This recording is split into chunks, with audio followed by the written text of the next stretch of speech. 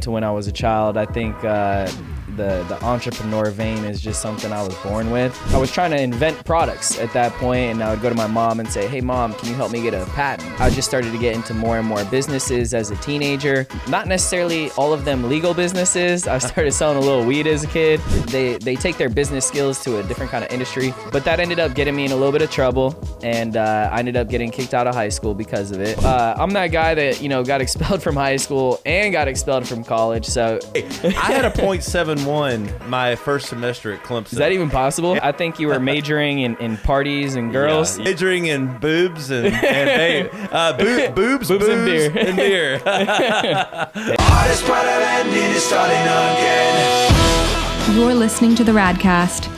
If it's radical, we cover it. Here's your host, Ryan Alford. Hey guys, what's up? Welcome to the latest edition of the Radcast. We're talking sales today. We're talking marketing. We're talking trading. We're talking Mike Sancho. What's up, brother? What's up, man? Happy to be here. Hey, man. Excited to have you. Glad my people and your people were talking. Yeah. Setting it up. CEO of Wealth Accelerators. Real estate investor. Badass mofo. That's me. No, man, I'm glad to have you here. Excited to have you in the studio, too. With COVID freeing up a little bit, I'm just glad we're getting more people back in the studio. It's been like too many remotes. So right. Back to biz. Glad you're here. So what's been shaking, man? You've been riding the train? We've been riding the train hardcore, man. We've been booming. Yeah, man. It sounds like it. Yeah. Been reading about all your success and automation and sales. And I know we're going to get into it. Let's talk your background, though, Mike. Yes. Let's give everybody that's listening a little of the background. That I know you're going to drop some knowledge and things like that. But let's talk about the highs, the lows, everything else. Definitely some lows. Hey, man, if you ain't losing sometimes, you ain't learning. Yeah, right. So So I'll bring you all the way back. To when I was a child. I think the entrepreneur vein is just something I was born with. I'd be like 8 years old watching the infomercials, all those commercials. But wait, there's more. And, they're selling the products on TV. And, I was trying to invent products at that point, and I would go to my mom and say, hey, mom, can you help me get a patent? Right. So I was like, trying to get patents with my mom's help at 8 years old. Not many kids doing that. So I had it early on. Right. And, from there, I just started to get into more and more businesses as a teenager. Not necessarily all of them legal businesses. I started selling a little weed as a kid. It's a common theme, I guess, in entrepreneurs. A lot of people, they take their business skills to a different kind of industry. But that ended up getting me in a little bit of trouble, and I ended up getting kicked out of high school because of it. And, found my way into college after that, and didn't learn my lesson the first time. Kept repeating it, so I got kicked out of college. So, I'm that guy who got expelled from high school. You were the true entrepreneur. Yeah. No. Hey, man. I was in college, and every friend I knew was either smoking or selling it or who knows what. Hey, you had to make money somehow, you know? But I can relate to that entrepreneur gene. I like that. Yeah. So I'm that guy that, got expelled from high school and got expelled from college. So, as you can imagine, my family was wicked proud of me at that time. Yeah. Hey, I had a .71 my first semester at Clemson. Is that even possible? Yeah. 0.0. Is that an F minus? That's an F minus. So, my ass got yanked home first semester. It didn't go well. So I can relate to making the family proud. I think you were majoring in parties and girls. Yeah. Instead of class. I think that was the exact line I used on a podcast once. I was majoring in boobs and boobs and beer. And beer. Hey. Yeah. Hey, you got to go pro in something, I know. I think I was a pro. So you finally learned your lesson, I think. Yeah. I learned my lesson, when I got kicked out of college. I got arrested and they took me down to jailhouse, and, I spent a few weeks in there, and, I came pretty close to some more serious charges and actually doing some prison time. And, that's when I really made that decision in my life when I was in that jail cell, all alone. And, I just made that line in the sand decision of, I'm going to flip the script, and people are going to be surprised. They're going to see, what happens from here. pretty much made a promise to myself that I'm going to just outwork everybody, and I'm going to go all in all the time, and I'm going to do whatever it takes to be successful, and I'm going to do it legally. And from there, you know, I got out, and I actually went to Charleston, South Carolina when I got out of jail, and I was living with my parents. And, you know, I had no money. I was in debt, probably $100,000 from student loans, car loans, lawyer fees that I owed back to my parents. You name it. I was in a big hole at 21 years old. And, you know, but your whole life was in front of you. Exactly. But you didn't realize it at the time, I'm sure. Yeah. Like, you probably felt like, you know, life's over. No, I was motivated. I was fired up, actually. Well, that's good. I was fired most up. people get in those holes, though, and I think that's I want people to hear that. Yeah. Because we have varying age groups that listen to our podcast, but people need to hear that kind of reflection of like knowing what was ahead of you. Yeah. Like you were just barely getting started. Exactly. Even if it started a little bad. It started a little rocky. Yeah, a little rocky. Yeah. But I love it. All right. I think, you know, when your back's against the wall and you're at rock bottom, you know, for me, it was purifying, right? You know, I just felt free, and I was able to just clear out all the bullshit in my life, and, you know, it's a fresh start. It's a clean slate. So I went down the main strip, King Street in Charleston, and I applied at every single restaurant, shop, whatever. And I took the first 2 jobs that I could get. One was at Subway for $7.50 an hour. The other one was at a restaurant called 82 Queen, washing dishes. So I started working 2 jobs like a madman. And the crazy thing is, like I told you, you know, I decided to outwork everybody. Right. And that's in everything, because I said, you know, how you do anything is how you do everything. So I came into Subway, and, you know, I started showing up 30 minutes early, working before I even clocked in. I started going in, cleaning the bathroom, cleaning underneath the oven, straightening the chips. This is before I even clocked in. And you're talking Subway. So I know you can imagine the work ethic that comes with that for a lot of the people there. Yeah. And, you know, customer service through the roof. I was staying late, clocked out, still working, still helping, sweeping, taking shifts, being super helpful. Within 6 weeks, they made me the store manager at 21. And then within another 2 months, they made me the general manager of 5 locations, because I just outworked everybody. And this is the ethic that, you know, I've kept with me for the past almost 8 years now since that point. And I just kept it booming. So, you know, I was grinding my ass off, and I took that into everything. And I started to you know, take as much, you know, courses as I could, you know, studying constantly about making money, all different types of industries, learning trading, crypto, e-commerce, real estate, you name it.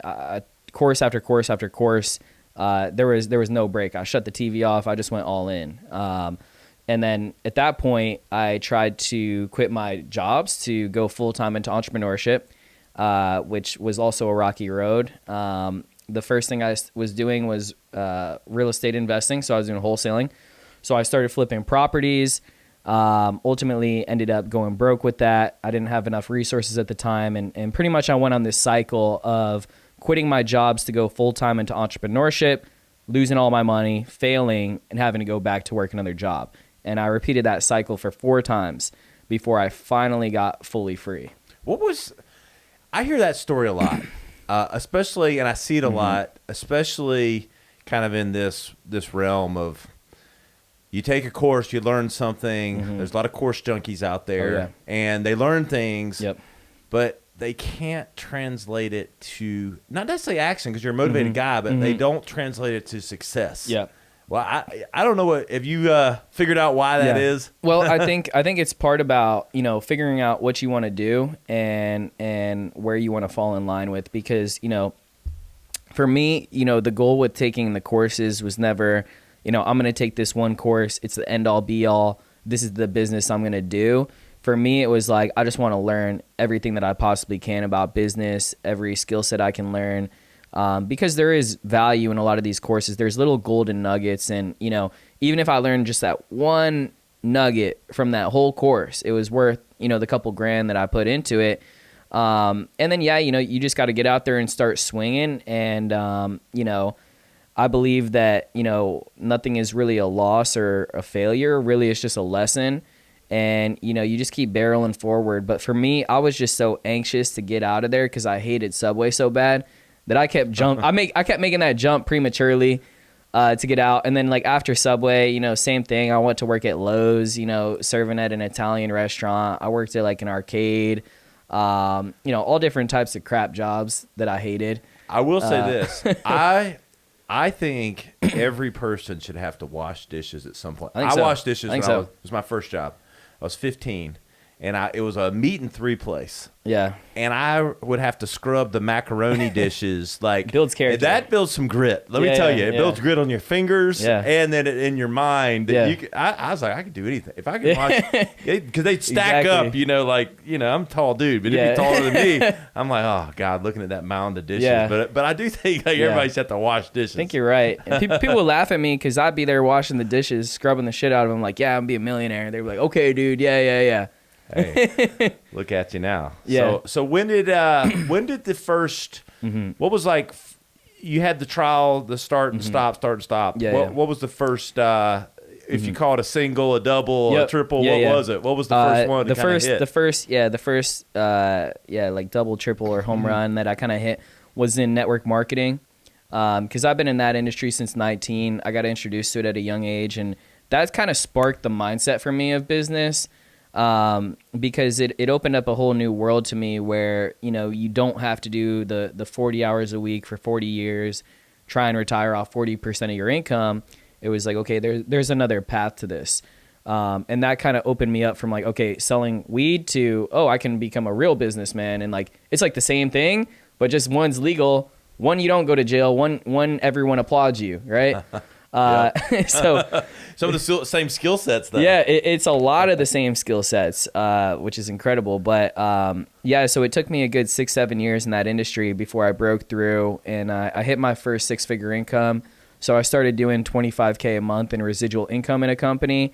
But the funny part is 4 months after that happened, that company, the owners started fighting, broke up, company crashed. And so I had to rebuild my income. I went to another company, rebuilt my 6-figure income again in network marketing. And this one went a little bit longer, but she got about a year in, and then same deal. Owners started fighting, ripped the company apart, crashing, boom, went down, lost it all again. And then I went to a third company after that, rebuilt my 6-figure income again. I still have it now, which is good. They're about 2 years in, so you know I'm hopeful they'll stick around. But during this volatility, this is where I really got the drive to build something that's my own, because in network marketing, it's a great industry and you can do very well in it and you can learn a lot of skills and get around a lot of great people. But at the end of the day, you're live or die on someone else's business. Yep. And that's a dangerous situation to have that as like your only income stream.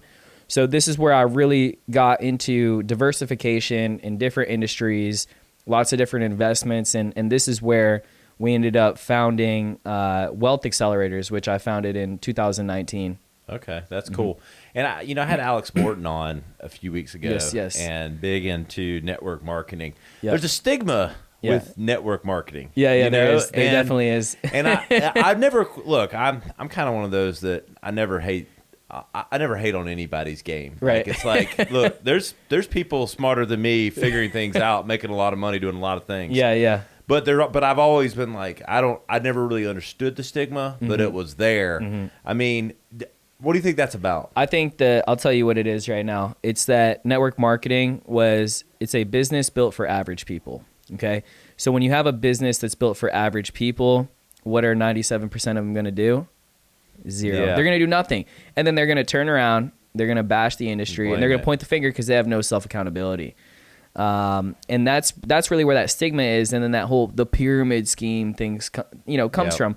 All network marketing is a business. You're just you're a sales rep for a business. They give you the whole infrastructure. They give you the product, the back office, everything. All you got to do is go out and build a team of sales leaders.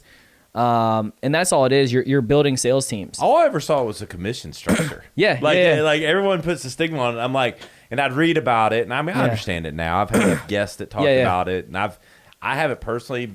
I've been in advertising marketing my whole career, but this is just a sales structure? That's all it is. That's all it is. It's the same man. thing as like the insurance industry or like the real estate industry with the real estate brokerages Yeah. because, they earn overrides off their agents. It's the same concept, What's the formula that makes someone successful in network marketing? You have to be relentless. You gotta go. You gotta get up every day. You gotta talk to new people. A lot of people, they do the right activity, but they don't do it for long enough. They'll do it for like 2 to 3 months. They won't get a lot of traction in that time. So then the enthusiasm drops and then they start to waver and then they kind of bail. And it's this cycle of like getting motivated and they're like, yeah, let's go. Like they go to an event or a convention, super motivated, hearing from all the 6 and 7 figure earners. I'm going to go do it. This is my year. Boom, boom, boom. They go talk to all their friends and family who are, broke and don't have the mindset for it. They're like, dude, you're stupid. You're getting scammed. You're an idiot. And slowly that tenacity starts to fade. So you really have to have a strong internal beliefs and motivation system. And then you gotta learn. You gotta practice your skills. Like a lot of people don't build on their value, their skills, because you're getting paid on the value you bring to the marketplace, which is what Jim Rohn would always say, one of my favorite mentors. And a lot of people don't sharpen the toolbox, man. I'll be on YouTube all day watching, learning sales skills, recruiting, negotiation, marketing. And then, one thing that's amazing right now in building network marketing nowadays is social media. I've done a lot through Facebook, Instagram, YouTube. I don't know how these guys built these network marketing businesses back in the day before all that, because that's how I built mine, because you can go target people who have the same mindset as you, and you can go to the top people. A lot of people are afraid also to recruit up, we call it. So going to people that you perceive as on a higher level than you. A lot of people recruit down because they think it's the easier person to recruit. But then all you're doing is bringing, people into your business that are not going to do anything. You're turning your wheels and you're getting frustrated. I went straight to the top people. I'm like, who's a grinder? Who's a hustler? Who's got influence? Who's got, an audience? Let's go straight to these people. Let's stop, cut around the chase. I want to enroll one guy who's got an audience. He does a webinar for 500 people. We're signing up 300 people that night. Very smart, my friend. My first course I teach, I'm doing a mastermind now called the Radical Formula. The first thing I teach is compounding interest. That's it. And the only way, I've never heard it phrased that way. I like the going up. But the halo, it's the halo effect. Everyone has a halo. Yeah. And it's not always about the followers on Instagram. It's about that circle of influence. Right. You're right. And the greater the halo that you can tap into, the borrowed interest that you can get, the better you can do. You're so all right. this playing down, let me see if I can get, these 17 people that may not be like-minded, might not have any following or any influence, go up. Go up. Yeah, bigger Go straight influence. to the top, man. Straight to the top. I mean, all the worst I can say is no. Exactly. And that a lot of people have the fear, the fear factor, the fear of rejection. I do think what it sounds like to me, like that secret formula, the people that do good at network marketing are really entrepreneurs. They're just might be doing it for someone else, sort of at first. Yeah. But they're probably in their early phases of becoming. They're going to own their own thing one day. It's like the people who are successful in real estate, right? Because you're going to go sign up with a brokerage. They're going to give you all the tools you need to be successful. But if you're really going to build it and win, you got to be an entrepreneur at heart. I love it. It. Let's talk about Wealth Accelerators. That's the latest stuff. What is it, and how you helping people, and what's the nuts and bolts? Wealth Accelerators is a community. We're an ecosystem for wealth creation, wealth building, wealth compounding, and we provide people with a variety of passive income streams through automated businesses. So essentially, what we do is we do a lot of the heavy lifting for our clients and our partners on our businesses. So we're the operations team, right? So basically people are teaming up with us, and they're the financial partners. We're the operations partner. Okay. So what that provides for our partners is a hands-off passive income experience. So I'll give you an example. One of our newer services we rolled out a few months ago is with trucking automation.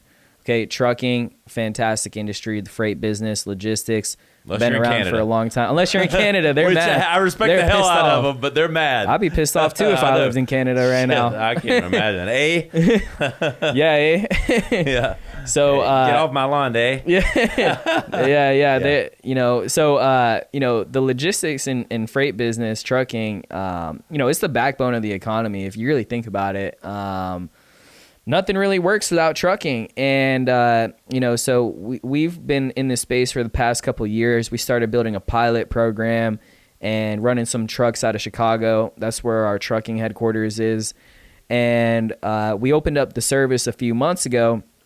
Pretty much what we do is, we sell these packages.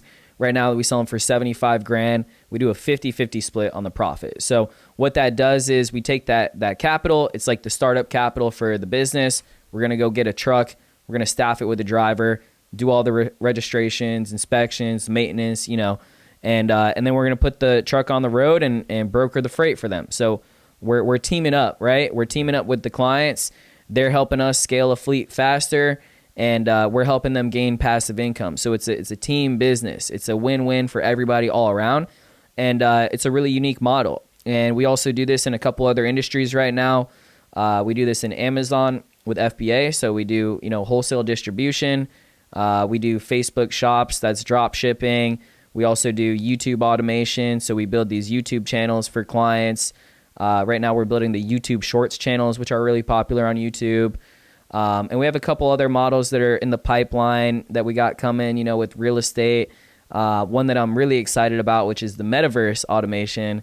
We're going into VR, baby. We're going in there. Meta automation. Yeah. So we have an entire city in the Metaverse that we've teamed up with a project called Euphoria, and we're selling properties in the Metaverse, and it's entire interactive universe which you can immerse yourself in. If you imagine like a Grand Theft Auto city, but you can throw on an Oculus goggles or VR headset, jump into the city, you can go around the city, and then there's all types of stuff you can do within. You can go to events venues. We have arcades. We're looking at setting up a casino, also building out a meta mall, so you can actually go and shop within the Metaverse. So really exciting stuff. All right, there's a lot to unpack there, and I'm gonna. I figured you'd be excited on this one. I am. Well, I want to come back to NFTs and Metaverse and all that. Yeah. I got some questions for you. Yeah. But I do want to go back to Amazon. Yeah, sure. Talk to me about, because no one, I know there's so many DM automations. No one gets as many DMs as I do about setting up Amazon stores. Bullshit. Don't respond. Oh, believe to me, them. I don't have it, but I want to know exactly I'll tell you the difference. What it is and what it isn't, Yeah. and what you do. I'll tell you the difference. What a lot of these companies do is they're doing an Amazon drop shipping service, right?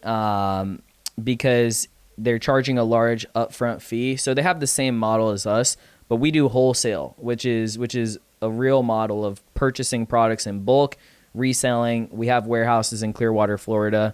We're real e-commerce sellers. With drop shipping, obviously it's a real model that a lot of people use, but the only problem with that on Amazon's not a fan of it, and it's against their terms of service. So what ends up happening to a lot of these people is they get started with an Amazon drop shipping automation service, and within a couple months or 6 months, whatever, their account gets terminated, it gets deactivated, and there's no recourse for the client. And a lot of these companies, they'll also pitch heat or cherry pick the very best results.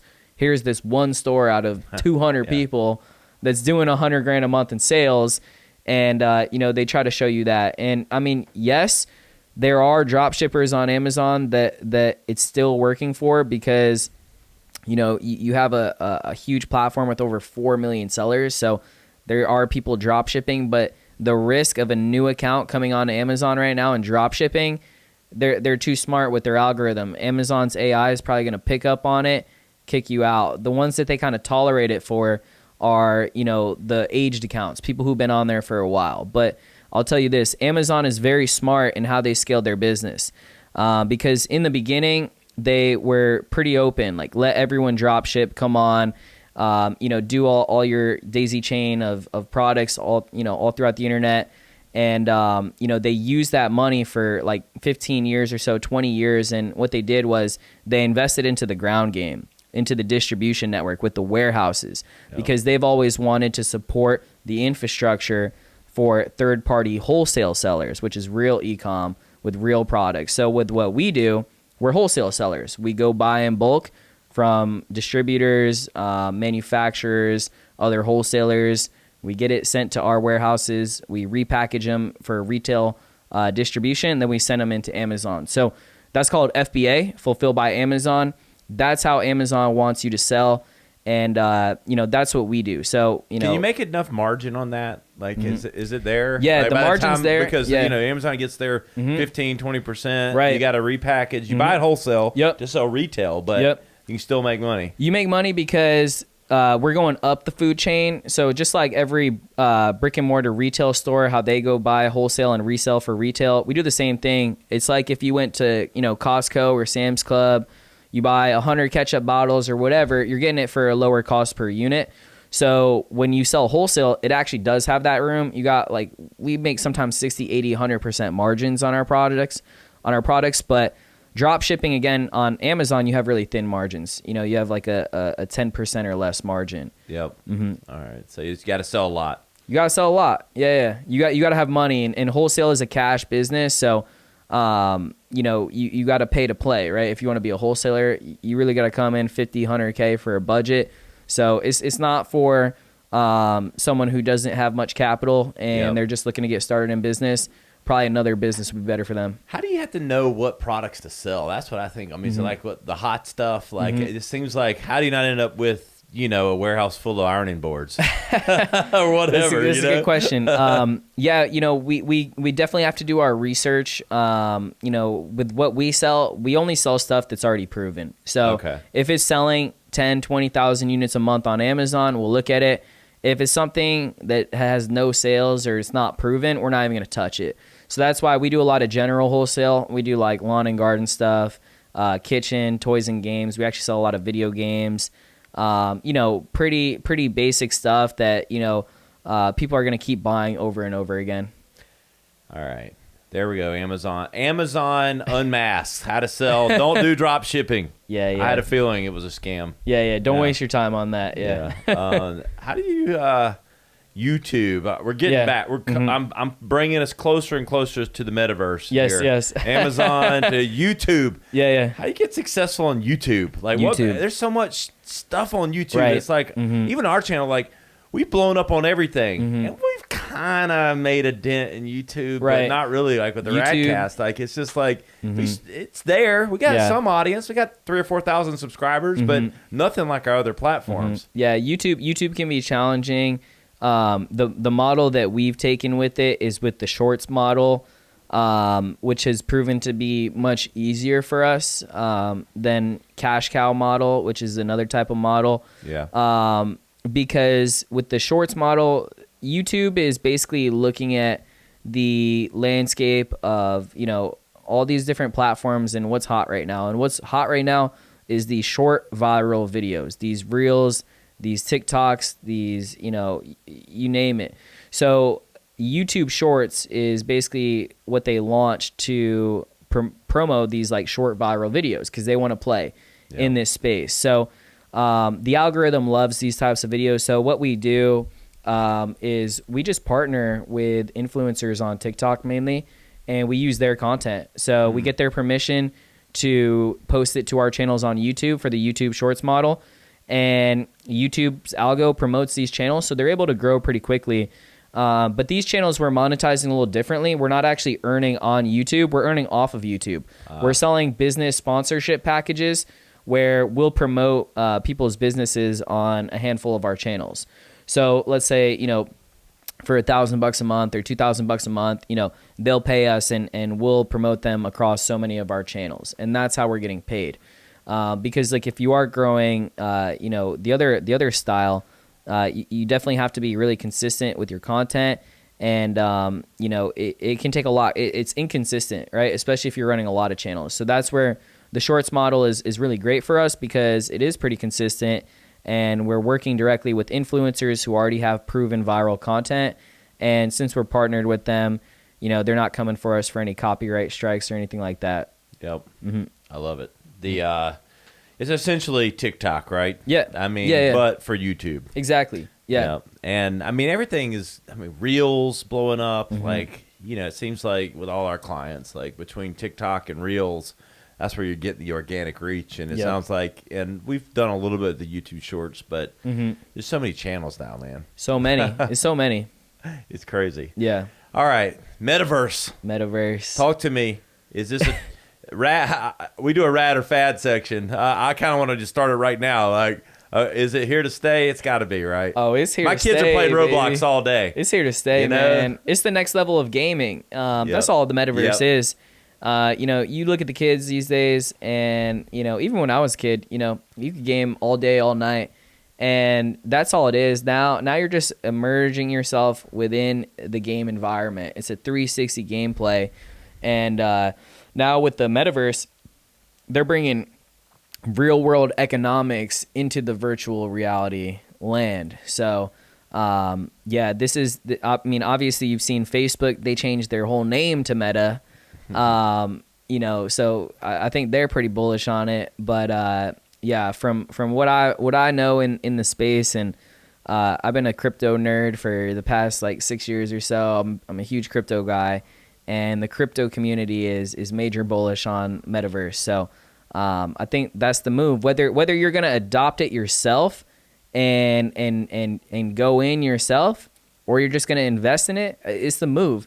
And, for me, I can't see myself personally living in a virtual world all day long, right? Sure. I put on the goggles for an hour or two, want to take it off, right? I like being in the real world. But for a lot of people and a lot of gamers, they love that stuff. They have no problem with it. So I think it's to each his own. I don't think it's like a forced adoption where it's like, okay, now everyone has to live in VR. I don't think it's that extreme. But I do think from the gaming aspect, gamers are heavy on it. And that's why I think there's just major opportunity with it. And like I said, we partnered with a project called Euphoria, and they're built on the Unreal 5 engine, so super compatible with game developers and easy to build on, and it's anything's possible in the Metaverse. Anything you can dream, you could build. I'm wondering how. So Meta, Facebook, Yep. building their Metaverse. It's kind of already there, but not really. Yep. And you've got Euphoria, Yep. and you've got. Insert. There's 3 or 4 major players. Sandbox, Decentraland, Somnia, something. Yep. How are these all these? So I buy land on Euphoria. Yeah. I come. I talk to Mike. Yeah. The Sancho sells me some land. He got you the penthouse. He got me. I got you the penthouse, baby. He got me. He got me the penthouse in Euphoria. Yeah. Which I love. And how do I know? Yeah. It's going to be compatible so that every one of these becomes the Metaverse. Right. Do we know how these lands are going to connect? Right. Is that still the unknown? Yeah, that's the unknown. And I think you'll really have an unlimited number of verses. And that's where you want to get in on the most heavily adopted metaverses, right? Because anyone who can develop, they can build their own. But if no one's using it, it ain't worth shit, right? There's no value to it. So that's where that value comes from. It's that collective perceived value of the masses. So like Sandbox, Decentraland, everyone's using that. The top companies all have land in Sandbox and these metaverses. So that's what brings the crowd. And if you get the people there, the value's going to be there. So that's really the difference. And so that's where Euphoria, we're working with a lot of companies already and securing different licensing deals, different TV stations. We have some former like Microsoft VCs coming in, some guys from the Polygon Foundation backing this up. A lot of people in the know coming in right now. We got some 7-figure projects, and the cool thing is that all these different token and DeFi projects. They can come in and build into the metaverse, and they can build their project within the metaverse. And there's a lot of opportunity. And Also, like, I mentioned, like with the casino thing, right? Or like with shopping, because if you think about a brick and mortar location, again, you're limited to that geolocation of what's around you in that area, because someone's only going to drive so far to get to your business. But if all they have to do is put on goggles and they're there, right? You may not even have a casino in your state. You may not even have a casino in your country. But now you can throw on goggles and you can go play blackjack wearing a Barney suit with someone in China. You can do whatever you want. There's no rules. I'm going to be Shaq in the metaverse. Yeah. There's no rules, Yeah. So you can do whatever you want. And same thing with the meta mall. Think about all these brands and businesses, how they can cut costs with these virtual reality shops. And it doesn't mean that brick and mortar just goes away. It's just complementary, and it's a way for them to increase their top line revenue and, have much less expenses, because you're only going to need a couple people to staff your virtual store, people coming from all over. So yeah, there's tremendous opportunity. And also another big one is for big corporations and how they conduct business. So we're also selling commercial office space within the metaverse. So companies will have virtual boardrooms.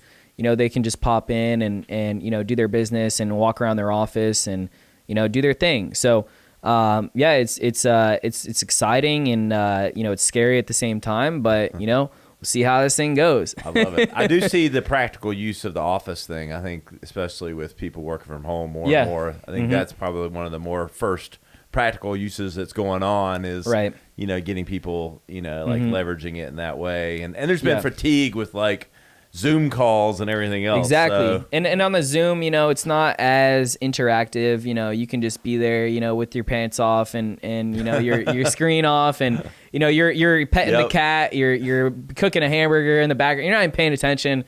But if you're in a boardroom, looking across from somebody, you have that collaborative effect of, the face to face. Because, for me in building business, that's really the most productive is the in-person face-to-face. You can definitely get a lot done on Zoom, and I work really well remote, and a lot of people in my company work remote. But there's just something special about the face-to-face. Mm-hmm. Agreed.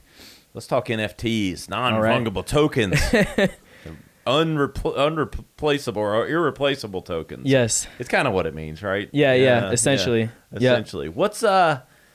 What's your take on this? I mean, right now, I see it. We have clients that are getting involved in it. I understand it for what it is, but it seems like we're still in a little bit in this nascent early phase of exactly what it's all going to mean, other than celebrities and artists kind of driving up, pump and dump. Yeah. I mean, let's call it like it is. Yeah. Like, there's a lot of pump and dumps. That's going on. Yeah. So I don't know, but what's your take on everything that's happening in NFTs? My take on NFTs is this: that it is the evolution of intellectual property, patenting, stuff like that, because it's true verified digital ownership.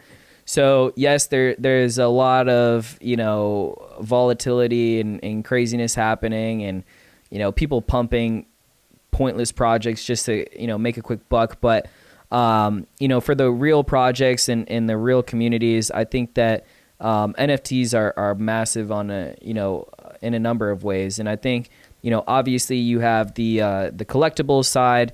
That's cool, owning your own one of 10,000 or whatever. It's like Pokemon cards or whatever, baseball cards, football cards, whatever. I used to collect a lot of stuff as a kid. So you have that, but I think the true power of NFTs comes with the digital ownership, that verified digital ownership. So, you can bring that to the real world, like, real estate, right? For example, real estate. What happens when a property goes into probate and, there's 7 kids and they don't get along too well, and they're all fighting over the property, right? Or there's no will, or there's no trust, and it doesn't move cleanly. With real estate, if you put it on the blockchain and, through smart contracts, basically you NFT the property, there is no question of who owns that property, because you have that digital ownership. And, you can have, in the contract, when I die, the contract executes to the next owner who is this person, and then there's no dispute over who is the actual owner of that property, of that IP.